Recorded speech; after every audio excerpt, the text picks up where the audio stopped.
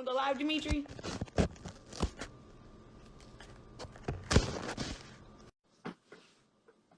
Hey. Where you at? Did I go live with him? Hi, Claressa. So, Good to see you, Claressa. You looking thanks. young and beautiful. So look. What's up? So you were there in person at the fight. Yes. So can you explain to everybody watching how you felt watching the fight? Great So question. let's go. So let's start from round one. How did you feel round one? So from round one, looking at a boxing fight, when you fight, I'm very vocal, so I can get up and I scream. And when the fight was on the ground, when the fight was when you were standing up, I felt like I could say something. Then when the fight was on the ground, I was saying to myself, I don't even know what to say. I don't even know what advice to give her.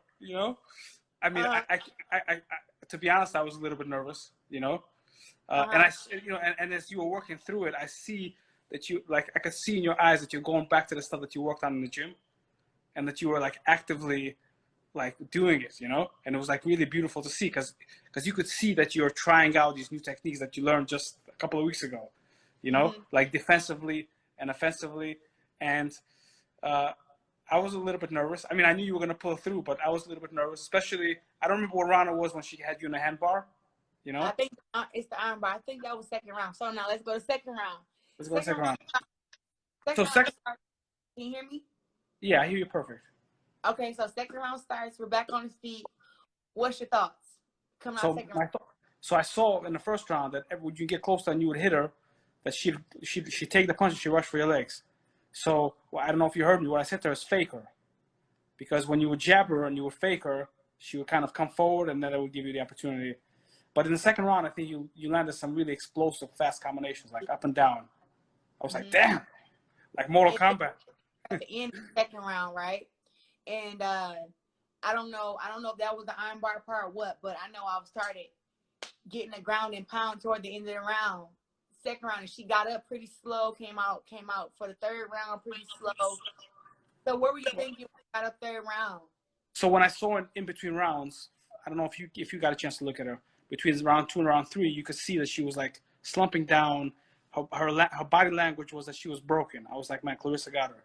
So I felt that you knew that in the third round you had to you had to pick it up and close the show. The other thing that I was thinking during those rounds, I was like, Claressa's used to find 2-minute rounds. I mean, training 3-minute rounds, but 2-minute rounds. This is 5 minutes. You know what I mean? It's a long time. Because even me automatically watching a fight, I'm like, okay, where's the tap for the 10 seconds? And I look at the TV, it's still 2 minutes left. But you did fantastic. I think that your stamina was great. Yeah, stamina was great, and that's something, I love to be in shape, so when I knew it was the 5-minute rounds compared to the 2 minutes, I definitely, made sure that I was in shape for that. So I stayed with my strength and conditioning, upped it a little bit more, ate way healthier, and I didn't have to lose a whole bunch of weight, which made me have my strength toward that third round, because it was a lot of wrestling, jiu-jitsu, which usually when that happens, when you lost a bunch of weight before the fight, the third round, you just feel kind of heavy. And I only had to lose 5 pounds for this fight instead of having to do 15 to 10. So I felt really strong going into the third round, and I had just knew it was my only goal was third round was, look, if we gotta finish this fight, you gonna hit her, she's gonna go down to the ground, and you're gonna ground and pound her, but do not let this girl take you down. So when she went for the takedown after I punched her a couple times, I just did everything I knew about wrestling, which was push the head down, hold her there. And I think when I was pushing her head down, it was making it to where she couldn't breathe. When I was pushing her head down to the ground, it was it was uncomfortable. And so then I started hitting her, and I could just tell she was breaking. And the coach was telling me every time she turned toward me to get up, they thought she was gonna try to grab me and flip me over. But I could just feel how strong she was at that moment. And everything she was doing, it was all for survival, and I didn't feel her strength, so I just kept on, boom. Well, I'll get the finish, but I definitely was like, I'm going to break her, and that was my only goal. Third round, I did it. So what I saw in you is that you physically, even in the first and second round, you were out muscling her, even though she was experienced, that she knew what she was doing in terms of, where to grab on the wrist and different nuances of grappling. But your physical strength and you probably have to use more energy than her because it's new to her, because and it's kind of new techniques. But even the fact of you wrestling with her, even when she was on top, that was wearing her down. Yeah, And, yeah, and she so, was holding down. It was sometimes like I was trying to get up, but people got to realize that with me not being that experienced on the ground, that when I like we worked to get us like hell in camp, but it was like she was so experienced that when I was trying to get up, I seen she was almost letting me up, but she wanted to get behind me, and once they right, get behind my back, it's really hard to get those chokes and stuff out. And I didn't want to have to go through that and have to fight through that, because I'm like, I didn't want to. So when it came to getting up, and I felt like I didn't have my underhook strong enough, and I was getting up and I seen she was kind of slipping behind me, I would just lay back down because she wasn't able to cause me any damage on the ground. But I definitely got up a couple times, and I think that if anything I could change, I would change like how excited I was when I would knock her down or end up on top. I just start punching her. And I think that the coaches were telling me, even in camp, when you knock people down, don't go to the ground with her, stand them back up. But it was just like in the last round, it was like there's no need to stand her back up because all she's gonna do is go for another takedown, which right. I don't want her. I don't want her to do that. So it's better for me to be up on top of her than her be on top of me. And that's why I just made that kind of decision I made that decision third round, to stay on top of her and not even let her flip me and just dig my hips and dig my legs in. And it was cool. One of the great things that's pretty so awesome and so scenic is that you finished her like an MMA fighter, like you were on her. It wasn't like you stopped her with a 1, 2, 3. You know what I mean? Like you stopped her like the folks on like the MMA fighters. And it's so different to see you in that position, in the highlight reels and the highlight pictures. Like you look like an MMA fighter. You know what I mean? Yeah, and like I was telling everybody at the press conference, like, I'm like I'm here and I'm the main event because I'm an MMA fighter just like y'all. Like, stop just saying that I'm a boxer. Like, I am a MMA fighter. So don't just count me out like I'm just the boxer who's here to get James Toney. Like, well, so that's a great point that you bring up because, and that's one of the things that people ask me that I say, a lot of the fighters did MMA just to make a couple of bucks towards the end of their career when they had a name and they were done with boxing. You're a 2-time undisputed champion, current undisputed champion. You're in the peak of your career, and it's unprecedented that someone in the peak that a boxer in the peak of their career chose to do MMA. And you fought a girl who was a specialist in wrestling and jiu-jitsu, in grappling. And I've never seen a boxer, when they go on the ground, it's done. You know what I mean? I've never seen a boxer get out of an ant bar. That was my main thing in camp. I'm like, look, I don't want this fight to be over just because I get taken down the ground. Like, I should still be able to, do some stuff on the ground, And I was letting and everybody up on the team understood exactly what I was saying. People gotta understand that everybody has that mindset, but it's all about how much work you put in and that you're willing to put in, at that. So look, doing jiu-jitsu and doing wrestling can be it can be tiring, it can be tedious, it's uncomfortable at first because boxers are not used to being on the ground, and it's like now we're on the ground, we got to use our legs in different ways, we have to use them standing up, and it's a lot that comes with that, but you really gotta get comfortable with being uncomfortable, and that's just what I did down there in Albuquerque. Every day we were doing something that was on the ground and on a cage, and I really think that if I wouldn't have done that, the fight would have been a fucking nightmare, I think. By the way, a lot of respect to your coach, Winkle John. He's a fantastic guy and seems very knowledgeable. And I spoke to him after the weigh-in, and I spoke to him after the fight, before the fight and after the fight. And he obviously knows MMA, but it feels like he really cares for the fighters. He seems like a really good person and like very passionate about what he does. It's really beautiful to see. And I think, that like I heard during the fight he was shouting stuff to you. Like, he really cares and he really is invested, which is what a coach. Like, he's a teacher. You know what I I mean? was He's the real deal. him and Coach Jackson. It was great to have both of them there. Yeah. You know, and even a coach too. So that's the jiu-jitsu coach who I work with, and you know, just all the time that me and him put in together. You know, it's just great to have such a strong team out. Everybody mind work together. And You know, I so I was excited about that. think this is gonna make you a better boxer because you're gonna become more athletic. You use the muscles that no boxers ever use. I mean, in a real way, not just like go to the fitness gym and you work out with a wrestler. Like you do it every day and you're doing actual fighting. I actually saw it in the last camp when you were with John Jackson, John David, and hitting the pads. You look so much stronger and so much sharper, and you didn't fight for like over a year. Yeah.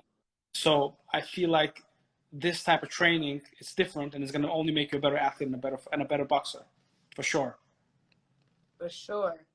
You know, one of the things that I see, there's a lot of people, thank God, on your Instagram, and people follow and love Claressa, but people should take into account, and I've been talking about this, and going back to you doing MMA, you know, in the peak of your career, which is unprecedented, and you know, since the beginning of your career, when you were a teenager, when you were a kid, when you were a young adult, all the things that you've done have never been done before. And really, you know, when you and I speak in private and spoke in private when we first started working together, your goal has been to raise women's sports through boxing to the next level. And doing this, being an main event on ESPN, you know, being a boxing champion, now doing MMA on the highest level, and coming from the background you came from, you know, from Flint, Michigan, and the challenge that you've had, and being who you are and this is just the beginning, is really, and people, and I said, like, Muhammad Ali is the GOAT, not so much or as much for the stuff they did in the ring as for the things they did outside the ring, because it's you know, when you realize it's very rare that an athlete who's in his peak and has the power to change realizes that they could be a social symbol and can work towards something greater than winning fights. That's really what people resonate with, and that's what makes somebody, you know, forever. And that's why you're the GOAT. For sure. I mean, so everybody on here asking about my shirts or my merchandise, go to www.claressaquoteshields.com, and I have action figures, I have shirts. I probably have to go and restock online, but you guys can still order. So yeah. So Claressa, what are you doing to recuperate, and how are you spending your time after this great victory? I am keeping my same diet, keeping my same regimen. I'm still gonna work out. I'm actually gonna go for a run today, just in a couple hours, and Nice. really just enjoy my family and my friends until the back? next 2 weeks, and then I'll be back in Albuquerque. Nice. So you're in Michigan now? Yeah. Nice. Very good. People on here are so crazy. But hey, like, I'm talking to you, and there's like comments keep going and going. It's pretty incredible how much the fans love you and how much love they show you. Yeah, we were at like 600 views. But for everybody on here, thank you guys for all 104 of you who have bought badges. I really appreciate it. Oh, amazing. You guys are great. You know, welcome to the GOAT show to everybody. So make sure you guys just like my pictures, comment, be respectful, and just enjoy this journey with me. And I look forward to posting more footage and everything. And if you haven't subscribed to my YouTube channel, go to Claressa Quote. Yeah, Claressa Shields Quote channel. It's on YouTube. I have 21,000 subscribers. So if you haven't subscribed, go subscribe. The goal is to get to 100. So tell all your friends. I'm about to post a video from the fight. Make sure you guys just stay tuned, and I'll give you like the behind the scenes of everything that I'm doing. And I got a rap video coming out this week. So stay tuned on my YouTube video also for the drop of my new single. One, before you go, you know, I grew up in Sarah City Boxing Club. I always wanted to be in the rap video. The next one, can I? What do you want me doing in the video? Doing this? What do you want me doing? I want this, and I want to say a couple. It was all a dream. I used to read word. I want to have a couple of lines. You know what I mean? You want a couple of lines? Oh no! All right. Hey, give me a quick question though. Do you own a Rolly watch? No. You don't own a Rolly? No, why? Is that? Because that's one of the rhymes in my video. But I'm actually going to pick up the rollie a little bit later. All right. So for the next one, keep me in mind. No, look, you know, I'm trying to think of like where I can put you in the video. Now we definitely need some white chocolate in the video. So let me talk to me, baby. So let me figure out what you can be doing. But I'm saying, I want to drop a couple of lines too. You know what I mean? Oh, you want some? Okay, so what I'm gonna have to do is I'm gonna have to do a rap because this one of my singles already written, but I have this other beat. I'm gonna have to like rap it out, whatever. And I'm gonna tell you what your lines are. You just gotta get some rhythm and say. Yeah. But no joke. You know if you can ask people from back in the day. You know my nickname used to be Russian Rapper. Russian Rapper. I get down, baby. Ooh. Let's go. Put me in, Claressa. Somebody said maybe the outro. You can be the outro. You meet you with the bars. Yeah. Ooh, you funny. I get a little grill for the video if I have to. Get a little southern love. No, though, because I definitely need some white chocolate in the video. So don't even. I'm that, baby. All right, cool. Okay. All right, cool. All right, enjoy. Take care. Peace out, Dimitri. Take care. Okay, bye. All my fans, peace out, you guys. I gotta go. I make my man something to eat. Make me something to eat. Take my dog outside. Yeah. Thank you guys so much. Love. Okay. Yeah, I do rap. My music video is gonna be coming out this week on my YouTube channel. So get ready for me to drop them bars.